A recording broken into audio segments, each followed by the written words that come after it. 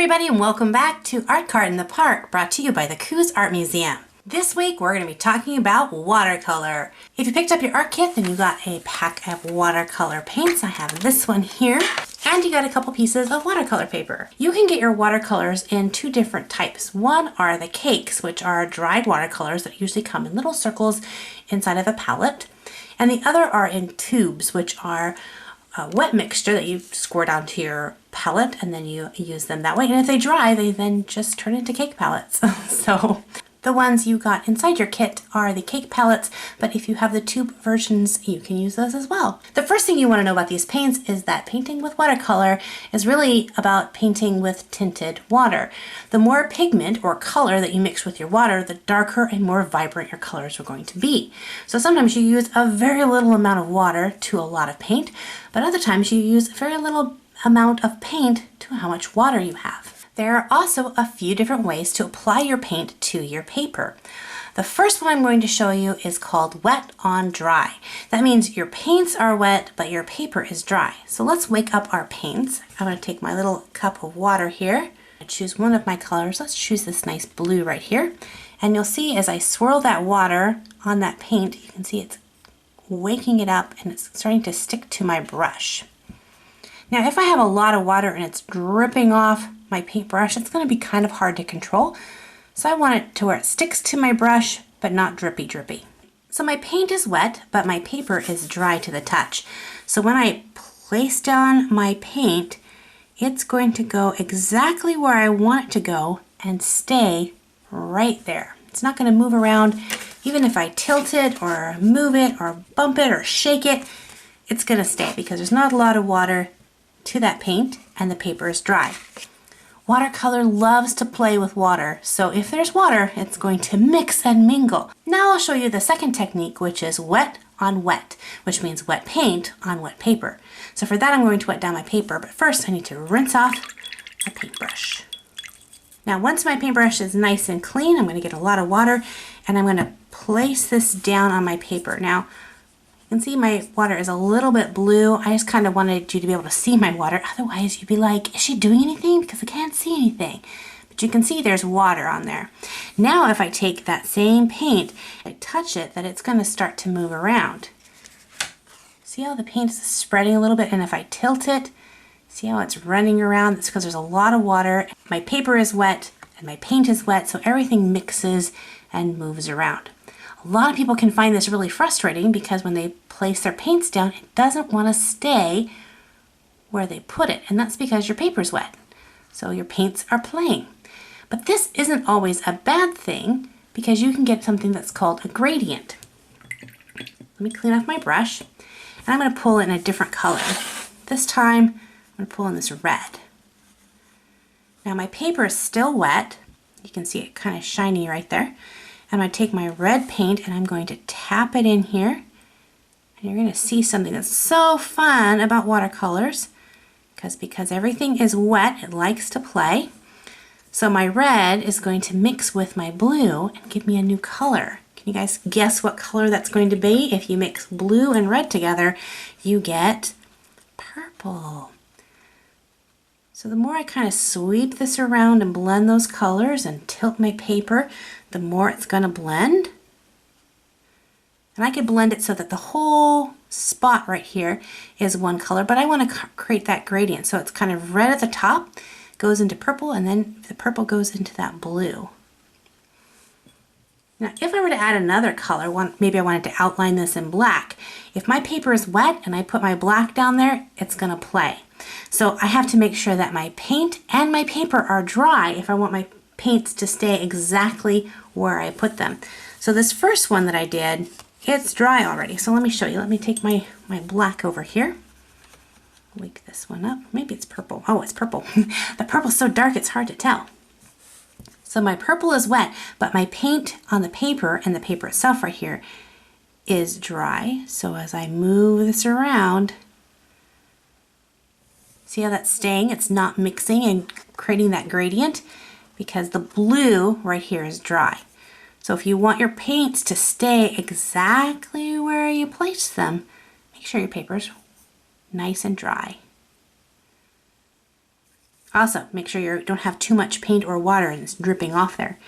Control your water and you control your paint. So if I want to add some spots or dots, as long as that paper's dry, it'll happen. But if I try that here, my dots become all fuzzy and everything just kind of mushes together because it's too wet. So those are two different techniques. Now that we learned about those techniques, let's do a cool painting. Now in the handout that you got with your painting kit, you'll see the example told you to paint it all one color, the sky all one color of blue. But because we've learned how to do gradients, let's see if we can get a little bit of a gradient to our sky. So I'm going to take and I'm going to wet my paper down. And you'll also find that as you wet your paper down, it might start to do what's called a buckle, which means it kind of rolls up on you. And there's a couple ways that you can fix that. One is you can just hold it down with your fingers like I'm doing here. Or two, you can use some painter's tape and put that down and hold it down while it's drying. And then once it's dry, you can get it to be pretty flat again. But I'm going to cover this whole paper with just water. Sometimes it can be hard to tell where the water is, so you might need to move your head around so the paper's shiny, so you can see if the paper's shiny, then it's wet, so you'll find your dry spots.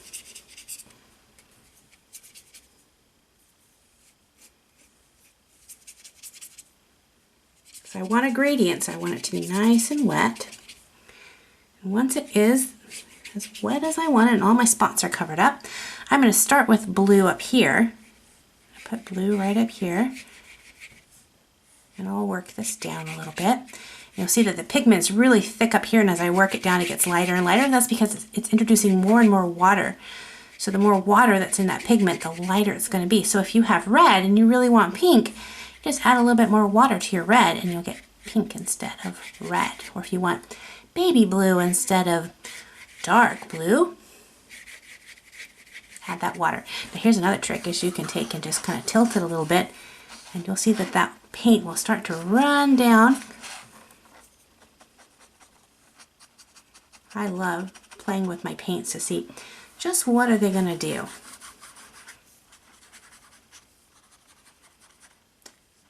Alright, so I got my nice dark color down here, and now it's running into kind of a nice white. So now I'm going to go over here and I'm going to grab my purple. I'm going to pull my purple down here, and you can gradient any colors you want, but I want a kind of a sunset sky, so I'm going to have my purple come up.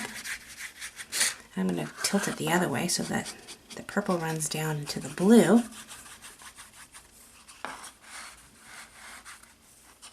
Maybe I'll just take just a little bit of this red, put some red in here so it kind of has a purpley, pinky purple, or more of a sunset or sunrise, depending on where you're looking. Maybe I'll put just a little bit of yellow in the very base on that. All right. So you can see I have a lot of water on my paper, and my paints are going everywhere, but I got this really nice gradient. Now, if you're not ready to try a gradient, you can just paint your sky just one solid color. But here's a fun trick. While everything's nice and wet, if you take a paper towel and kind of squish it up into just a mashed up shape, and you kind of just tap it right on your paper, look at that, you get clouds. That only works if you're wet, if your paper is still wet and the paint's wet. Otherwise, the paints don't move around too much. But you can do that while it's still wet. Look at that. You get some cool clouds. Love that. Now I'm going to wait for this to dry completely, because if I add anything else to it and it's still wet, it's going to blur out over the place. And I want to add some birds flying or something, maybe some landscape in there. So I'm going to give this a good couple minutes to dry. You'll know it's dry when you touch it and the paper's dry. So what I want to do is I want to make a silhouette of some trees. So I'm going to get my black, this time not purple. So this one's my black. I'm going to wake the black paint up, but I'm going to make sure my paper's nice and dry.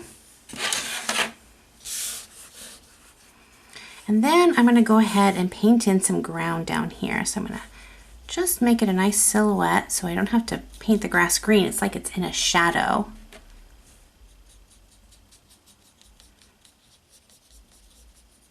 But if you wanted to paint green grass, you could totally do that.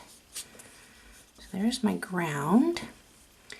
And I'm going to put a nice tree in here. So I'm going to come up with a nice trunk right here.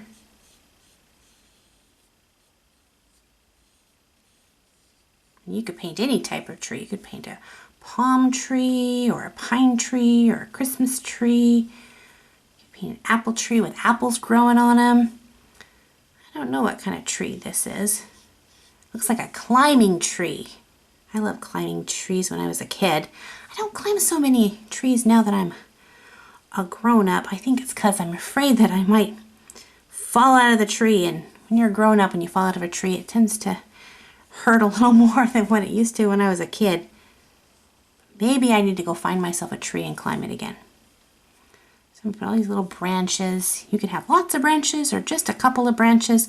That's the fun thing about painting your own tree, is it could just be whatever type of tree you wanted. You could make it a gumdrop tree if you wanted to. That'd be pretty tasty. And then I want to make some leaves. So for painting this, I've been using the nice point of my brush. For this one, I'm going to kind of just go like this. I'll tell you, if you do it too much, you'll wear your brush out. But sometimes you need to do this to get a nice texture.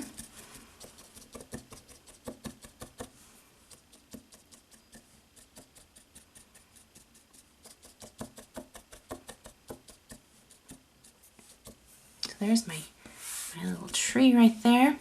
And then I want to put a bird in here. Now, I see how my brush is all kind of fuzzy now because I was kind of mean with it. So I'm going to put it in the water, and I'm going to swirl it around, and I'm going to, kind of like you're brushing your hair, but you're just smoothing out the little bristles so you get that nice point again.